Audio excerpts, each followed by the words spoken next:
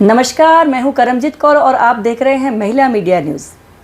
बस्तर के कद्दावर नेता, उन्होंने बस्तर की जो कांग्रेस है उस पे जान फूंक कर इस मुकाम पर पहुंचाया और सारे चुनाव बड़े ही दमदारी से जिताए। लेकिन कल अचानक उनके इस्तीफे की खबर सुनने के बाद बस्तर की राजनीति गर्मा गई है। लोगों में हलचल होने लगी है कि ऐसा क्या हो गया कि बस्तर जिला कांग्रेस कमेटी के अध्यक्ष राजीव शर्मा ने इस्तीफा दे दिया, वो भी चुनाव से महज 3 महीने पहले। तो आज हम उनसे रूबरू होने पहुंचे हैं। राजीव शर्मा जी, आपका हमारे कार्यक्रम में स्वागत है जी। मेरा सादर अभिवादन, और मैं ऑडियंस को भी अपना सादर अभिवादन प्रेषित करता हूँ। जैसा कि प्रेमसाय सिंह टिकाम जी ने कहा था कि इस्तीफा दिया नहीं जाता, लिया जाता है। जो आपने कल इस्तीफा दिया, तो मेरा सवाल वही है कि इस्तीफा दिया गया या लिया गया? देखिए, माननीय प्रेमसाय सिंह टिकाम जी की परिस्थितियां और ये उनका व्यक्तिगत अभिमत होगा। कभी भी त्यागपत्र अपनी इच्छा से दिया जाता है और कुछ सोच और दूरदर्शिता के साथ ही दिया जाता है। देखिए, 2014 में जब राज्य में तीसरी बार भारतीय जनता पार्टी की सरकार आई थी और साथ ही 2014 में केंद्र में भी भारतीय जनता पार्टी की सरकार, इस प्रकार डबल इंजन की सरकार थी। उस समय कांग्रेस के नेतृत्व करने के लिए बहुत सीमित लोगों का नाम सामने आ रहा था और कोई लोग भी इतनी विषम परिस्थिति में तैयार नहीं हो पा रहे थे। हमारे तात्कालिक प्रदेश अध्यक्ष आदरणीय भूपेश बघेल जी के द्वारा, तात्कालिक राष्ट्रीय अध्यक्ष माननीय सोनिया गांधी जी के द्वारा उस विषम परिस्थिति में मुझको जो दायित्व दिया गया, आज मैंने उन दायित्वों का निर्वहन किया। संगठनात्मक कार्यक्रमों के साथ साथ लगातार चुनावी परिणाम जनता ने ऐतिहासिक जनादेश के साथ कांग्रेस के पक्ष में दिया। कार्यकर्ताओं ने जो प्रेम, स्नेह और मेरी ऊर्जा के स्रोत के माध्यम से जो काम किया, वो मेरी आज सबसे बड़ी पूंजी है। कार्यकर्ताओं के विश्वास ने, जनता के विश्वास ने आज कांग्रेस को कहीं ना कहीं, छत्तीसगढ़ में कांग्रेस की 2018 में सरकार आई, नगरीय निकाय के चुनाव जो हमने जीते, जनपद पंचायत के चुनाव जीते और अध्यक्ष, उपाध्यक्ष, महापौर, सभापति, विधायक, सांसद, ऐसे, और कांग्रेस का बहुमत जो नगरीय निकाय में छत्तीसगढ़ बनने के बाद से आज तक कांग्रेस को नहीं मिला था, वो भी जनता ने जनादेश के साथ हम पर विश्वास जताते हुए कांग्रेस के पार्षदों का बहुमत दिया। इस प्रकार से लगातार 9 वर्षों में मेरे 3 कार्यकाल लगभग पूर्णता की ओर हैं। और मेरा विचार ये है, मेरा मानना ये है कि हमारे यहाँ सीनियर लीडर भी हैं और भी कार्यकर्ता हैं, उनको मौका मिलना चाहिए, संगठन का उनको भी अनुभव होना चाहिए।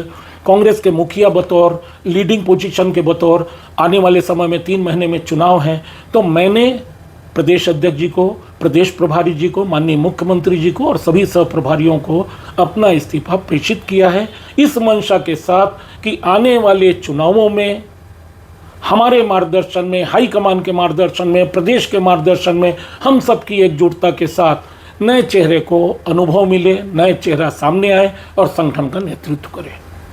लेकिन जिस तरीके से लगातार संगठन में बदलाव किया जा रहा है, तो आपको ऐसा नहीं लगता कि उस चीज़ों को समझने के लिए समय की ज़रूरत है? और चूँकि 3 महीने ही बचे हुए हैं, तो जब भी कोई किसी भी संगठन की बात कर रही हूँ, यदि किसी नए व्यक्ति को दायित्व दिया जाता है तो क्या वो अपनी भूमिका को अच्छे से निभा पाएगा? कहीं इससे बीजेपी को वॉकओवर तो नहीं मिलेगा? देखिए, हमारे कांग्रेस में स्थानीय स्तर पर लीडरशिप और हमारे सीनियर लीडरशिप और कार्यकर्ताओं को पर्याप्त अनुभव है। लगातार वो मेरे साथ 9 साल एक विश्वास के साथ एक कार्यकर्ता और एक पदाधिकारी का दायित्व बहुत ही अच्छे तरीके से उन्होंने निर्वहन किया है। मुझे पूर्ण विश्वास है कि ये 3 महीना तो आप बहुत ज़्यादा समय बोल रहे हैं। हमारे लीडरशिप सीधा पेवेलियन से आकर 2020 के हिसाब से चौके और सिक्सर की बात करेंगे, वो पेवेलियन से ही तैयार होके आएंगे और कहीं ना कहीं हम सब की एकजुटता और मार्गदर्शन में जो काम होगा वो भी काबिल तारीफ होगा। रिकॉर्ड टूटने के लिए बनते हैं। यदि आप मेरे बारे में बता रहे हैं कि आपका सफलतम, ऐतिहासिक, स्वर्णिम कार्यकाल गया है, तो कहीं ना कहीं उस कार्यकाल को मैं भी चाहूँगा कि मेरे कोई सीनियर लीडर, मेरे कोई कार्यकर्ता, मेरे कोई पदाधिकारी, उनको मौका मिले, सीखने का अनुभव मिले। हम सब उनके साथ हैं और रिकॉर्ड को वो तोड़े। आपके इस्तीफे की एक वजह ये भी बताई जा रही है कि आप विधानसभा चुनाव में टिकट की दावेदारी कर सकते हैं। ये बात कितनी सत्य साबित हो सकती है? देखिए, जनता है, मीडिया है, लोगों के मन में राजनीति की परिस्थितियोंगत लिए गए निर्णयों पर कई विचार आ सकते हैं। ये स्वतंत्रता की अभिव्यक्ति है, किंतु विधानसभा में दावेदार होने की बात अलग है। हमारे कांग्रेस की रीति नीति अलग है। हमारे यहाँ आला कमान ही सर्वोपरि होता है, चाहे संगठन का पद हो, चाहे विधानसभा की टिकट की बात हो। कहीं ना कहीं बहुत सारे मापदंडों के अनुसार अनुभव, कार्यशैली, व्यक्तित्व, कार्यप्रणाली, कार्यकर्ताओं का फीडबैक, जनता का फीडबैक, पब्लिक वॉइस, ऐसे बहुत सारे मापदंडों के साथ हमारे सर्वे भी किए जाते हैं और उसके आधार पर हाई कमान, हमारा राष्ट्रीय नेतृत्व, प्रदेश नेतृत्व इस बात को डिसाइड करता है कि किसको टिकट मिलना चाहिए, किसको संगठन का अध्यक्ष या संगठन के पदाधिकारियों की भूमिका में रहना चाहिए। जो पिछला चुनाव था उसमें कांग्रेस एकजुट थी, आप किंग मेकर की भूमिका में थे, लेकिन यदि आपको अभी टिकट मिलती है तो निश्चित तौर पे बहुत सारे और भी आपके प्रतिद्वंदी खड़े हो जाएंगे। उस सूरत में आपके लिए चुनाव जीतना कितना आसान या कितना मुश्किल रहेगा? देखिए, बस्तर की आराध्य देवी माँ दंतेश्वरी है। जनता का विश्वास हमने विपक्ष में भी जीता है। जनता की समस्याओं पे हमने जनता के लिए उनके हक और अधिकार को दिलाने के लिए लोकतंत्र में अपनी अहम भूमिका निभाई थी। हम न प्रशासनिक आतंकवाद से डरे, न बिके, न झुके, न रुके। हम अपनी राह पे एक ईमानदार, एक निष्ठावान कांग्रेसी और समर्पित कांग्रेसी कार्यकर्ता के आधार पर हम सब ने एकजुटता का जो 2018 में परिचय दिया, 2019 के नगरीय निकाय चुनाव में परिचय दिया, 2019 में लोकसभा के चुनाव में जो अपना परिचय दिया, साथ ही हमारे जितने भी त्रिस्तरीय पंचायत के चुनाव हुए उनमें हमने एकजुटता के साथ काम किया। आगे भी हम सब एकजुटता के साथ काम करेंगे। रहा सवाल आपके चुनाव के विधानसभा को लेकर जो आप बात कर रहे हैं, इसमें मेरा ये मानना है कि बहुत सारे मापदंडों पे हाईकमान ये तय करता है और जो पब्लिक वॉइस आती है, जो जनता की वॉइस आती है, जो कार्यकर्ताओं की वॉइस आती है, जिसको लोग देखना चाहते हैं विधायक के रूप में, इस प्रकार के मापदंडों पे जब हाईकमान टिकट तय करता है और जिसको लोग अपने नेता के रूप में, अपने विधायक के रूप में देखना चाहते हैं, तो कहीं ना कहीं सभी के सहयोग से, मेहनत से, परिश्रम से, एकजुटता से वैसा कैंडिडेट जो प्रत्याशी होता है वो चुनाव में विजयश्री प्राप्त करता है। और कहीं ना कहीं हमारे भूपेश सरकार की जो योजनाएं हैं, आज आप देखिए पूरे छत्तीसगढ़ में अन्य राज्यों की तुलना में बहुत कम एंटी इनकम्बेंसी है। सरकार से कोई नाराज नहीं है। सरकार के कामकाजों से नाराज असंतुष्टों की संख्या बहुत कम है।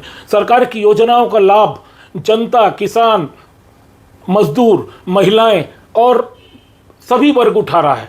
यहाँ तक कि आज भारतीय जनता पार्टी के पदाधिकारी भी हमारी सरकार की योजनाओं का लाभ उठाने में प्राथमिकता के साथ बढ़ चढ़ कर हिस्सा ले रहे हैं। ये है हमारी सरकार, ये है हमारी सरकार की योजना है। रूरल एरिया के साथ साथ ग्रामीण, कोविड की इतनी महामारी आने के बावजूद भी जिस प्रकार से हमारी ग्रामीण अर्थव्यवस्था, शहरी अर्थव्यवस्था को पूरे छत्तीसगढ़ में बस्तर सहित सुदृढ़ रखा, ये हमारे यशस्वी मुख्यमंत्री माननीय भूपेश बघेल जी ही कर सकते हैं। इसीलिए वो देश के अव्वल नंबर के मुख्यमंत्री कहलाते हैं। हमारी योजनाओं, हमारी भूपेश सरकार की योजनाओं का अध्ययन अन्य राज्य कर रहे हैं और अपने राज्यों में भी लागू कर रहे हैं। कहीं ना कहीं भूपेश सरकार की योजनाओं से, भूपेश सरकार के डेवलपमेंट से, भूपेश सरकार की मंशा से, भूपेश सरकार की दूरदर्शिता से आज पूरी जनता में कांग्रेस ही एकमात्र ऐसी पार्टी है जो गरीबों की पार्टी, मजदूरों की पार्टी, किसानों की पार्टी, महिलाओं की पार्टी और हर वर्ग की पार्टी कहलाती है। और जनता का प्रेम, स्नेह, विश्वास कांग्रेस के प्रति है। इस समय हमने देखा कि हमारे यहाँ भरोसे का सम्मेलन हुआ। आज लाल बाग का इतना बड़ा मैदान जहां विभिन्न और तरह तरह के राजनीतिक और सामाजिक आयोजन होते रहे, लेकिन आज सारे रिकॉर्ड ब्रेक हो गए।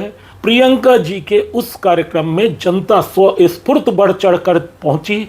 एक मेले जैसा संभाग मुख्यालय जगदलपुर में एक दशहरे जैसा माहौल हो गया। लाल बाग का इतना बड़ा ग्राउंड भी छोटा नजर आने लगा, जनता के पैर रखने की जगह तक नहीं थी। और पूरे शहर में जनता का फैलाव था, बहुत सारे लोग तो कार्यक्रम स्थल तक पहुंच ही नहीं पाए। और उस दिन भर जो हलचल मची, उससे पता चलता है कि जनता का भरोसा भूपेश सरकार ने और कांग्रेस ने किस प्रकार जीता है। तो आपने सुना राजीव शर्मा जी ने कितनी बेबाकी से अपनी बात को रखा। अब देखना ये होगा कि इनका इस्तीफा स्वीकार किया जाता है या नहीं, और उस कंडीशन में इस्तीफा अगर स्वीकार किया जाता है तो उसका बस्तर की राजनीति में कितना प्रभाव पड़ता है। क्या बीजेपी को वॉकओवर मिलता है या कांग्रेस को कितना नुकसान होता है, या इस्तीफे के पीछे जो है कहीं ना कहीं इनके विधानसभा चुनाव को लेकर दावेदारी भी साबित हो सकती है। इन सारे सवालों का जो जवाब है वो समय के गर्भ में छिपा हुआ है। तो निश्चित तौर पे अगली बार फिर हम किसी अन्य विषय को लेकर या बस्तर की राजनीति के अलग अलग मुद्दों को लेकर इनसे रूबरू होंगे। तब तक के लिए इजाज़त दीजिए, धन्यवाद।